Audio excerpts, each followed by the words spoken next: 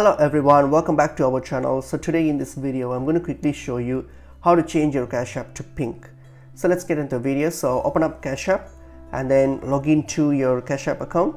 So once I've logged into your account here, so what you're going to do, you're going to go and hit on this cards tab here on your bottom. So hit on the cards tab and then click on get card, and then this will take you to this page here. So we're going to choose your style. So here if you're going to go pink, you're going to select this pink option here, but you got to keep in mind that this pink option it has a charges for you. So pink will charge you $5 if you want to change it to pink, so you got to pay that $5 for it. It's not free, so just keep that in mind. So and then hit on pink. Okay, and then now what's going to ask you, you're going to like personalize the card. You can personalize it, and then once you're done, you're going to hit with order card and complete the transaction. So this will get you your pink card, and then it will get you a pink Cash App, and that will change it for you. So that's how you change it, and just keep in mind that it incurs a fee which is $5. Hope this information was helpful. I will see you in another video. Thank you.